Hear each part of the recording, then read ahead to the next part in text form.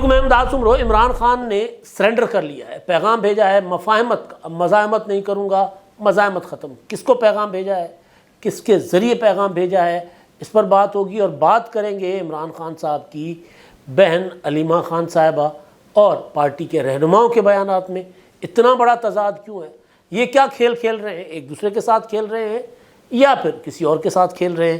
ایک یہ معاملہ ہوگا، اور دوسرا پھر تحریک انصاف کی جو پارلیمنٹ کے لیے پالیسی ہے، کیا وہ بدل گئی ہے یا وہی رہے گی۔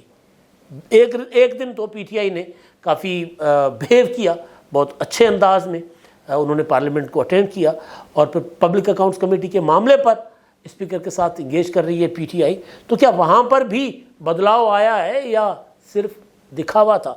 اس کے علاوہ کچھ ایشوز ایسے ہیں جن کو ہمارا میڈیا رپورٹ نہیں کرتا، چاہے ہمارا نیشنل میڈیا ہو، سو کالڈ اردو میڈیا، یا پھر جو مقامی میڈیا ہمارا، اور جو ظاہر ہے وہ سندھ میں زیادہ ہے، پنجاب میں اس طرح میڈیا نہیں ہے، مقامی میڈیا جس کو کہیں تو اردو میڈیا ہی ہے، تو سندھی میڈیا یا دوسرے میڈیا جو ہے اس طرح ان ایشوز کو نہیں اٹھاتے جو ایشوز لوگوں کے۔ ایک معاملہ جنگ کا تھا، اور جنگ میں وہ سلسلہ ختم ہونے کا نام نہیں لے رہا، لوگ مر رہے ہیں اور انتظامیہ کوئی خاص ایکشن نہیں لے رہی۔ کیا مجبوری ہے انتظامیہ کی؟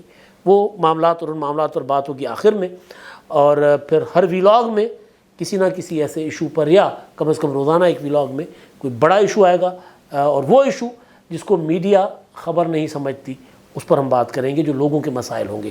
تو آج بھی اس پر کچھ بات ہوگی، اور پھر آگے بھی کوئی ایسے ایشوز کوشش ہوگی کہ وہ ہمارے تک پہنچیں، یا ہم وہاں تک پہنچیں اور پہنچ کر آپ کو ان ایشوز سے آگاہی دیں گے۔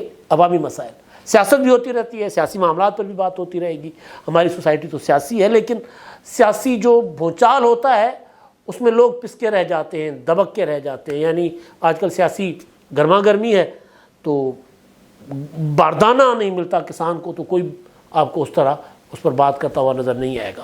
بہرحال آغاز جو ہے وہ پھر وہی سیاست، کیونکہ سیاست زیادہ لوگ سنتے ہیں، تو آخر میں بات کریں گے وہ جو مسائل ہیں ان کے اوپر، کہاں کہاں کے مسائل ہیں۔ ایک تو میرے اپنے ہی ہوم ٹاؤن کا مسئلہ ہے، اس پر میں بات کروں گا، اور جنگ والے مسئلے پر بھی بات ہوگی۔ اچھا، جو کہانی ہے وہ یہ ہے کہ یہ میرے ہاتھ میں خبر ہے، اور خبر کے مطابق چیئرمین پبلک اکاؤنٹس کمیٹی کے معاملے پر اسپیکر قومی اسمبلی اور اپوزیشن کے درمیان جو مذاکرات تھے اس کا ایک اور دور ہو گیا ناکام۔ یہ دنیا نیوز ذرائع سے رپورٹ کر رہا ہے۔ شیر افضل مروت کو عمران خان صاحب نے نامزد کیا تھا، اور پی ٹی آئی اس کے پیچھے ہٹنے سے انکاری ہے۔ وہی بالکل وہ عمران خان صاحب کی اپروچ کہ جی کیونکہ زبردستی، جب میں وزیر اعظم تھا تو شہباز شریف کو زبردستی پبلک اکاؤنٹس کمیٹی کا چیئرمین لگایا گیا تھا۔ عمران خان کو شہباز شریف صاحب کی اہلیت سے انکار نہیں تھا، وہ یہ کہتے تھے کہ جی شہباز شریف تو خود ملزم ہیں نیب کے، تو وہ کیسے پبلک اکاؤنٹس کمیٹی کے چیئرمین بن سکتے ہیں؟ یہاں مسئلہ اہلیت کا ہے۔ تو بہرحال اب کیونکہ پی ٹی آئی کے اندر بھی ایک ریزینمنٹ ہے کہ یار یہ اتنا بڑا آفس کسی سنجیدہ بندے کو دینا چاہیے۔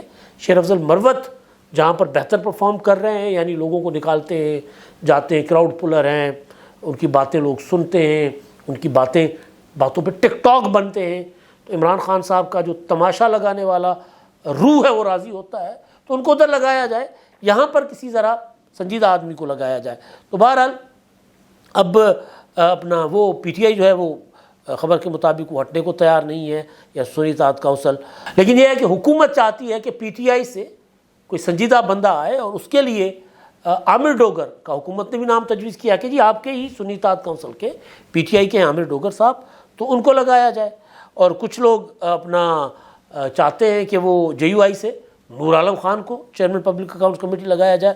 وہ پہلے بھی پبلک اکاؤنٹس کمیٹی میں رہیں اور بہت تگڑا انہوں نے کام کیا ہے، تو جے یو آئی ایف سے وہ پبلک اکاؤنٹس کمیٹی کے لیے ان کا نام بھی سامنے آ رہا ہے۔ تو بہرحال ایک تو یہ معاملہ ہے۔ اب دوسرا یہ کہ پرسوں جب ایرانی صدر ابراہیم رئیسی صاحب پاکستان آئے تو قومی اسمبلی کا اجلاس چل رہا تھا، تو اس میں اپوزیشن نے بڑا اچھا بیہیو کیا تھا، اور بہتر انداز میں، یعنی وہ جو پی ٹی آئی کا ایک تھا نا کہ ہم اجلاس چلنے ہی نہیں دیں گے، تو اس دن کے لیے کم از کم انہوں نے ایسا کوئی رویہ نہیں دکھایا تھا، بلکہ وہ بہتر طریقے سے چلے تھے کہ چلیں جی مہمان آئے ہوئے ہیں ملک میں تو ہمیں ایک یکجہتی کا پیغام دینا چاہیے۔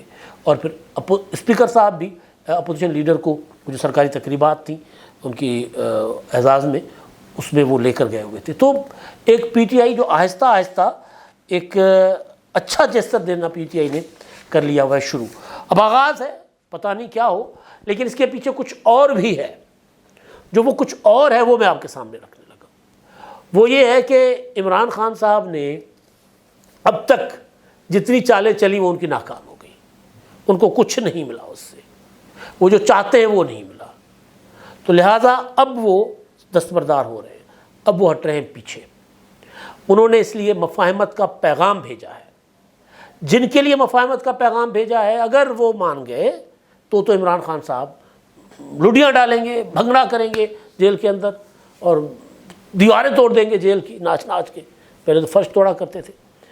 لیکن اگر وہاں بات نہ بنی تو پھر عمران خان صاحب جو ہیں وہ جو پولیٹیکل لیڈرشپ ہے پاکستان کی، پھر ان کو ترلا منت کریں گے، پھر ان کے ساتھ آئیں گے۔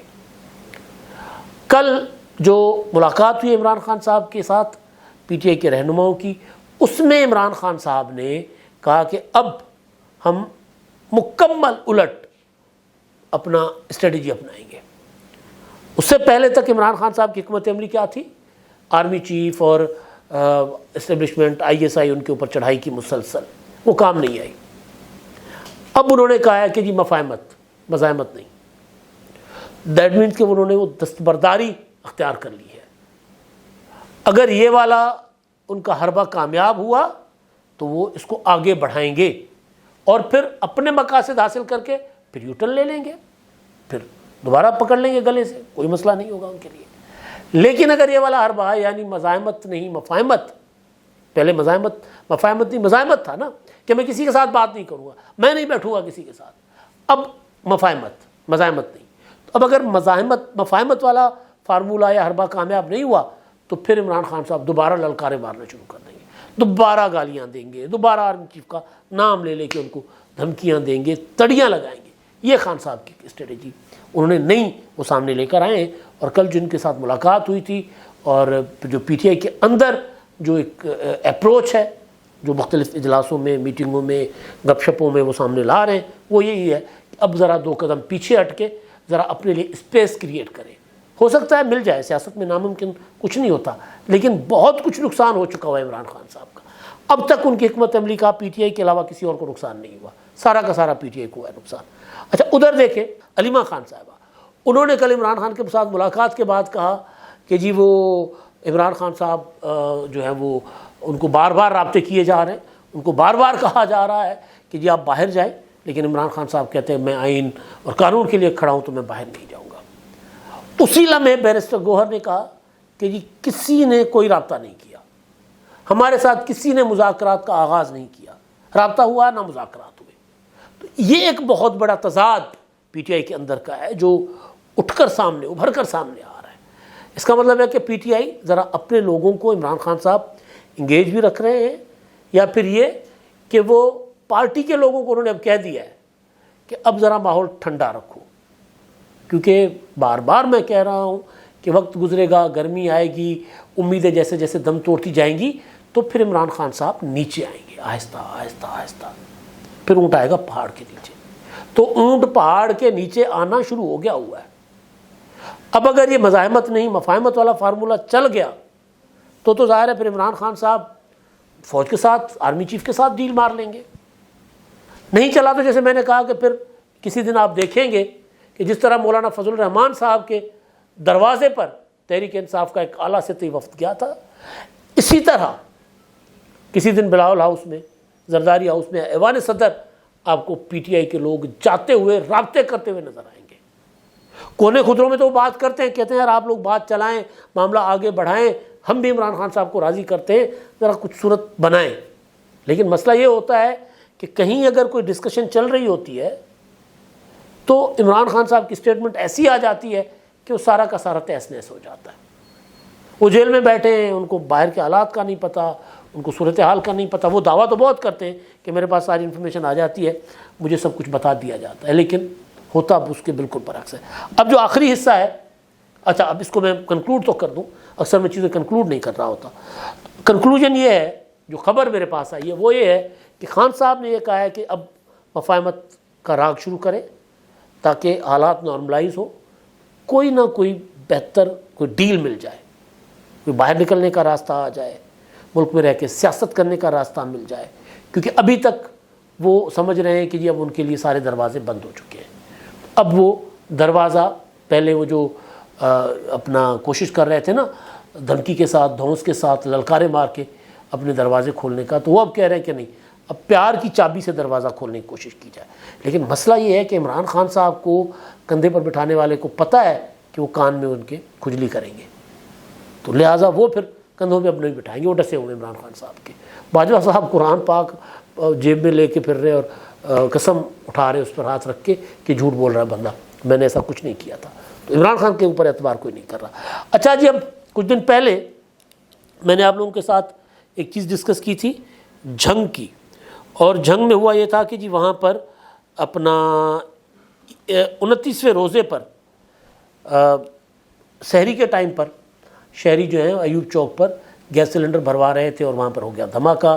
وہ جو فلنگ اسٹیشن تھا وہ لیگلی بند تھا اور زبردستی کھلوایا گیا تھا سفارشات کروا کے، تو اس میں کافی ساری جانیں گئیں، اور ڈی سی اور دوسرے جو لوکل انتظامیہ سول ڈیفنس ان کو کوئی خاص فرق نہیں پڑ رہا تھا۔ کافی دنوں کے بعد اچھا خاصا شور مچنے کے بعد ڈی سی صاحب جو متاثرین کے پاس گئے، لیکن اب پھر کل مجھے رات گئے وہیں سے خبر آئی کہ ایک اور سلنڈر دھماکہ ہو گیا اقبال گھی مل ٹوبہ روڈ کے قریب، اور وہاں پر پھر ایک جان چلی گئی، ایک شخص جو ہے پرویز نامی وہ جاں بحق ہو گیا۔ اب یہ روزانہ یہ ہو رہا ہے شہری آبادی میں، اور پھر ناقص وہ فٹنس سرٹیفکیٹ نہیں ہوتا نا، نہ سلنڈرز کا ہوتا ہے اور نہ فلنگ اسٹیشنز کے پاس ہوتا ہے، تو کوئی مطلب کوئی ہوتا ہے نا ایک کہ اپنا اس کے میکسیمم محفوظ رکھا جائے چیزوں کو کہ لوگ بھی بچ جائیں اور دھماکے بھی نہ ہوں، وہ نہیں ہو رہا، اور یہ چیزیں آپ کو ہمارے نیشنل میڈیا میں نظر نہیں آئیں گی۔ اچھا جی، اب میں گیا تھا پچھلے دنوں عید کے اگلے دن اپنے گاؤں، اپنے ہوم ٹاؤن جو حشر میں نے دیکھا شہر کا، اور وہ بہت برا حشر تھا۔ کچھ بہتر ہو گیا تھا، پچھلے جو اپنا لوکل ایڈمنسٹریشن تھی یا بلدیاتی ادارہ جو تھا پچھلا، یہ جو عام بلدیاتی انتخابات ابھی ہوئے اس سے پہلے، تو کچھ بہتری تھی۔ اب میں نے دیکھا جگہ جگہ کچرے گٹر ابلے ہوئے ہیں، سڑکیں ٹوٹی ہوئی ہیں، شام کے ٹائم جائیں رات کے ٹائم جائیں تو وہ اسٹریٹ لائٹس بند ہیں، کئی دن کچرا نہیں اٹھایا جاتا۔ 8 وارڈز پر مشتمل کوئی 1 لاکھ کے قریب آبادی کا چھوٹا سا ٹاؤن ہے، وسائل بہت ہیں لیکن نیت اچھی نہیں ہے۔ علم خان لغاری صاحب وہاں پر ٹاؤن چیئرمین ہیں، اور مجھے جو انفارمیشن ملی ہے کہ جناب کوئی 15 سے 20 لاکھ ایک اندازے کے مطابق بتایا جا رہا ہے کہ پیٹرول قیمت پر خرچ ہوتا ہے، اور مشینری کتنی ہے، 2 لوڈر ہیں چھوٹے جو موٹر سائیکل والے، 2 ٹریکٹر ہیں، یہ استعمال ہوتے ہیں، اور 8 لیٹر روزانہ پیٹرول جاتا ہے ایک ٹریکٹر کو، اور ایک کا تو کہا جا رہا ہے کہ جا ہی نہیں رہا، اور روزانہ لوڈرز کو کوئی 2 لیٹر پیٹرول دیا جاتا ہے۔ تو یہ ٹوٹل مشینری ہے، اور اس کے اوپر چار لوڈر ہیں، 2 ٹریکٹر ہیں۔ اچھا، اور اس کے اوپر اینٹی کرپشن میں مقدمہ اینٹی کرپشن کی عدالت میں وہاں کے لوکل اپوزیشن لیڈر ہیں ساون خان ببر صاحب، انہوں نے مقدمہ کیا ہوا ہے۔ وہ مانگ رہے ہیں کہ جی حساب کتاب بتائیں کہ جی آپ کو یہ جو ہر ماہ جو بجٹ آتا ہے اس بجٹ سے کتنا آپ خرچہ کرتے ہیں۔ 2 کروڑ سے اوپر ہر ماہ بجٹ آتا ہے۔ ملازم ہیں جو 374 ملازم جو ہیں، جن میں سینیٹری وہ جو صفائی ستھرائی والا عملہ جو ہے وہ بھی ہے، لیکن وہ کیونکہ وائٹ کالر ہے وہ آتے نہیں ہیں، تو ڈیلی ویجز پر کچھ ملازم رکھے ہوئے، صفائی ہوتی نہیں شہر کی، جگہ جگہ کچرے ہوتے ہیں، ہر جگہ پر گٹر ابلے آپ کو ملیں گے، رہنا عذاب ہے لوگوں کا۔ واٹر سپلائی شہریوں کو نہیں ہوتا، اس کی مد میں الگ سے پیسہ خرچ ہو رہا ہوتا ہے۔ تو مقدمہ ہے عدالت میں، اینٹی کرپشن حیدرآباد کی عدالت میں، اور وہ ریکارڈ نہیں پیش کیا جا رہا۔ کہا جا رہا ہے کہ جی آپ بتائیں نا آپ پیٹرول کتنا خرچ کر رہے ہیں، آپ کا جو بجٹ ہے اس کا آڈٹ تو دیں، نہیں دے رہے جناب۔ وہ کہتے ہیں میں جی کسی کو پابندی نہیں ہوں، اور حشر یہ ہے کہ شہر میں نہ اسٹریٹ لائٹ ہے، نہ شہر میں پانی ہے، نہ شہر میں صفائی ستھرائی ہے، نہ شہر میں کوئی پراپر وہ جو ڈرینیج سسٹم ہے وہ کام کر رہا ہے، اور مطلب سمجھ نہیں آ رہی کہ یہ لوگ لوگوں کے ووٹ سے منتخب ہو کر آتے ہیں اور آ کر کچھ اور کام کرنا شروع کر دیتے ہیں۔ پارک ہے شہر میں، ایک چھوٹا سا پارک ہے، ایک فیملی پارک ہے، اس کا برا اثر ہوا ہے۔ ایک اور پارک بنایا گیا تھا جی بے نظیر بھٹو فیملی پارک کے نام سے، وہ پارک بنا ہی نہیں، پیسے ایم لے کر چلے گئے۔ تو یہ عذاب ہوتا ہے شہروں کے اندر، چھوٹے چھوٹے شہروں کے اندر جن کو میڈیا رپورٹ نہیں کر رہا ہوتا۔ تو میں نے یہ سوچا کہ میں اسی طرح کے مسائل جو ہیں وہ بھی اپنی ویڈیو کے آخر میں آپ کے سامنے رکھوں، تاکہ یہ مسائل بھی کوئی شاید ہماری وجہ سے کوئی لوگوں کے حل ہوں، اور لوگوں کو انسانوں کی زندگی جینے کا جو حق ہے وہ کم از کم ان کو ملے۔ اب تک کے لیے اتنا ہی، اللہ حافظ۔